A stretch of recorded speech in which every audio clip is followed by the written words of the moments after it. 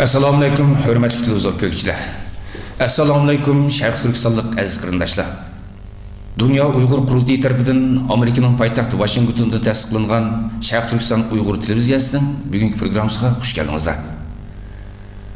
Hurmatli televizor ko'ruvchilar. Oldidan men istansimiz vakolatan hammangizga salomatlik, xotirjamlik va iqtisodiyot tilayman. Hurmatli televizor ko'ruvchilar. Tuvanda milliy rahbarimiz va ma'naviy olimimiz Robiya Qodir xonim boshlig'idagi Dunyo Uyg'ur qurultiyi rahbarlik hay'atining Gollandiyadagi ziyorati haqida ishlagan maxsus programmamizni diqqatingizga taqdim qilamiz. Ko'ngil qo'yib anglag'aysizlar.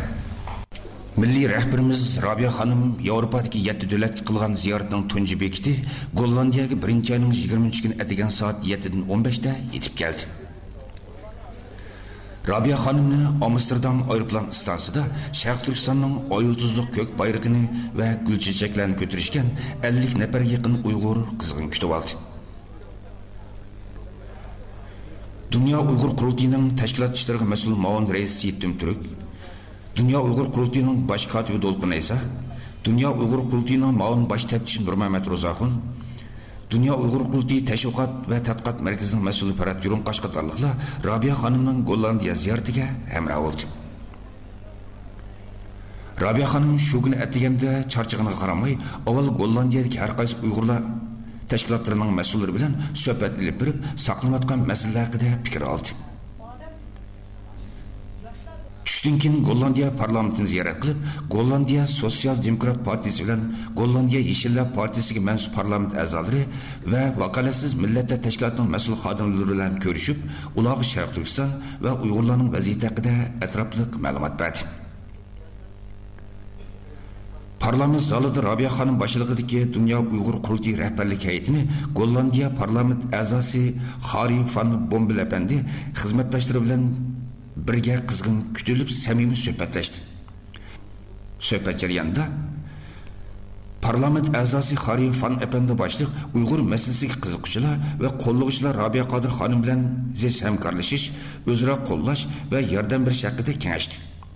Bu suhbatga Gollandiya Uyg'ur birligi tashkiloti, Dunyo Uyg'ur qurultiyi yoshlar ittifoqi va Yevropa Sharq Turkiston ma'rif jamiyat qatorliq tashkilotlarning vakillari va a'zolaridan boshqa vakolatsiz millatlar tashkilotining qo'lliq a'zolari ham qatnashdi.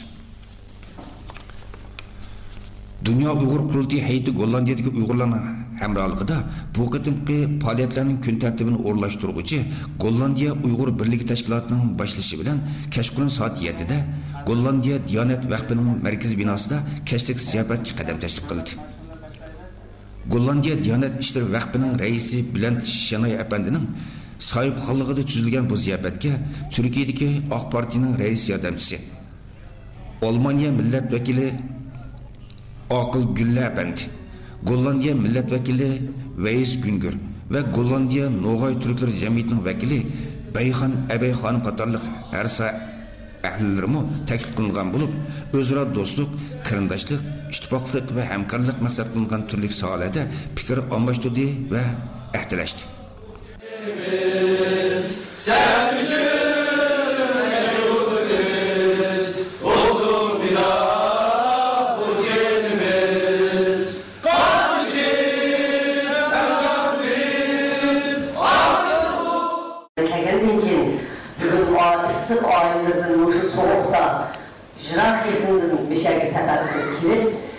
Ben bilen ve Dünya Uyg'ur qurultiyidagi Uyg'urlar masalasiga, Gollandiyadagi Uyg'urlar masalasiga, Sharq Turkistonning qarindoshligining masalasiga ko'ngil bo'lib kelgan rahbarlar bilan birlikda suhbatga mush so'rovimizga hozir bo'lgan xonim apandilarga bizning Dunyo Uyg'ur qurultiyidagi bu vakil o'g'limizning nomidan rahmat aytaman.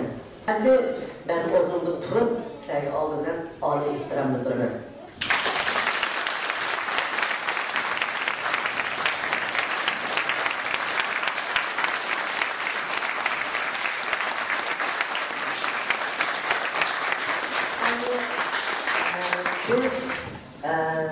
Yetim Turk, Nuri Takiş, Nuri, başkanımız Dolqin Aysa, teşviqatın başı Farhat Yurunqosh, Bəşimiz dünya kurtidiki Muşur Şarkı Türkistan'ın 20 milyon halkının davasını birlikte ettirip atkan rəhbərlər birlikte sizlerle ağrıya getiramıyorsunuz.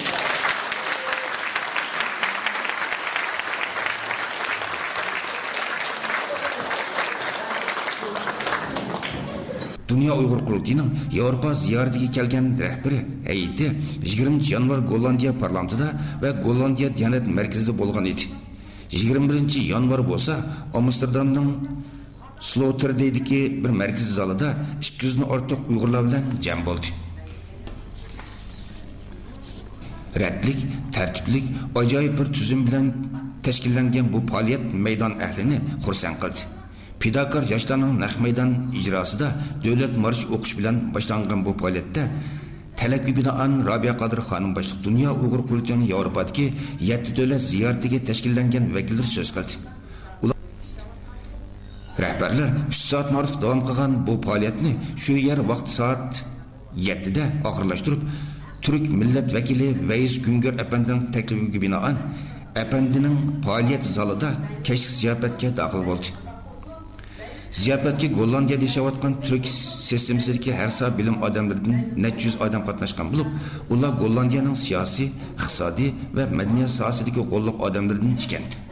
Hammasi degidek Robiya xonimning sharafiga so'z qildi va Robiya Qodir xonimning ta'sirlik nutqini ko'n qo'yib oldi.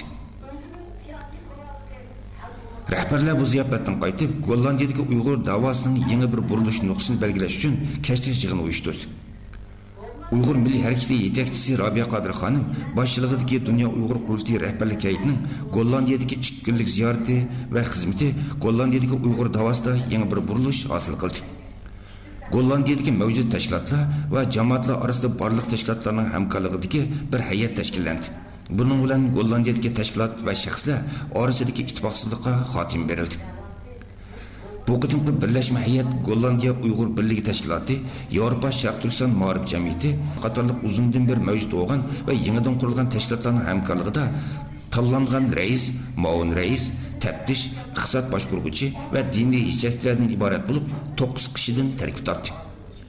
Har qaysi tashkilotlar o'zining mavjudligini saqlab qoladigan, o'rtaq tashkillangan hay'atga Gollandiya Uyg'ur birlik tashkiloti rahbarlik qiladigan, qolgan 2 tashkilot nazorat va hamkorlikda bo'ladigan, Gollandiyadagi barliq Uyg'urlarning Uyg'urlik badal puli yig'iladigan, Uyg'ur badal puli birlashma hay'atining boshqarishida o'rtaq ishlar va faoliyatlarga ishlatiladigan, a'zolik badal puli tashkilotlarning o'zining tashkiliy ishtirokida ishlatiladigan, tashkilotlar o'z oldiga a'zolaridan a'zolik badal puli yig'a oladigan, Uyg'urlarni a'zo bo'lishga xohlagan tashkilotlarni tanlay oladigan bo'ldi. Robiya xonimning Gollandiyadagi ziyorati boshdan oxir intayin jonliq kayfiyatda muvaffaqiyatga o'tdi.